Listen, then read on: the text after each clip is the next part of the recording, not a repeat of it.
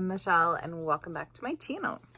Today I'm working on chapter 8 of I'm That Girl book and I have something at the end and the beginning I'm going to read to you. So the beginning, it's probably something that I knew, but it's something I've kind of forgot about, but it talks about research suggests that we talk internally at the rate of 1,300 words per minute. That's more than 10 times faster than the rate at which we talk out loud, which is about 120 words per minute. Some of us converse with ourselves and our minds in full sentences. Others of us have more abstract mental conversations and rely heavily on images.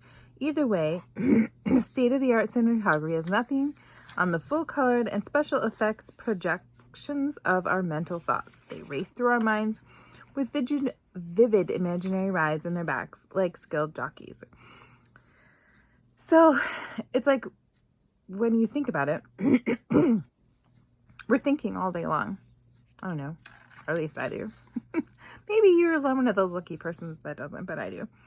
And we keep playing things over and over in our mind, whether it's good things or bad things. Of course, the bad things are always easier to run around in your mind instead of the good ones. But all day long, we have these things in our mind. They go over and over and over and over and over and over and over.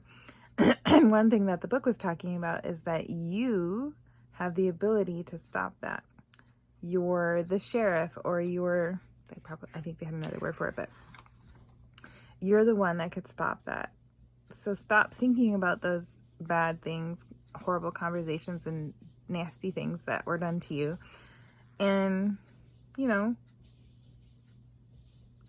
I guess pick yourself up and think about the good things and the positive things that will help you out. So we have to stop our minds from dragging around the dusty, dirty, old, ugly ground thoughts.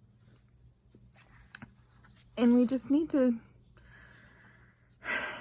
stop doing that. Lift her up.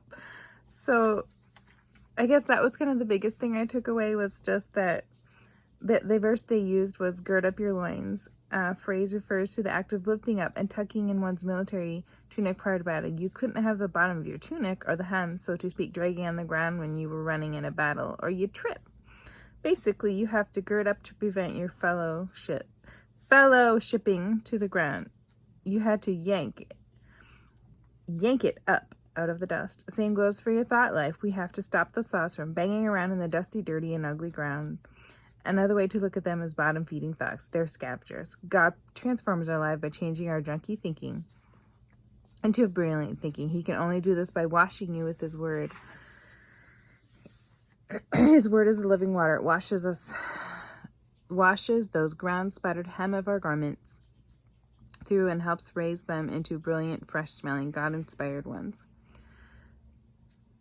You know, letting God help you run your thoughts instead of you running around in circles and getting absolutely nowhere. It really is the best way to do it.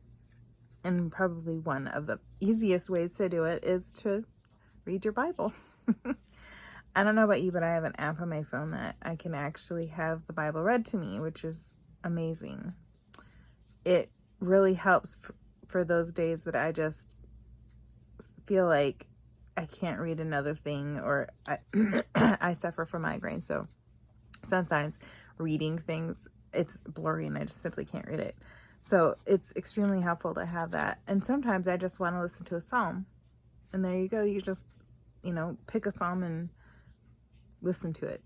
Which reminds me, I should be doing that to the one I'm trying to memorize. But I guess that was my takeaway from chapter 8. So how are you doing? Anything from chapter 8 that stuck out to you? Probably. It would be nice to hear from someone else that's read chapter 8. Maybe you got something else out of it.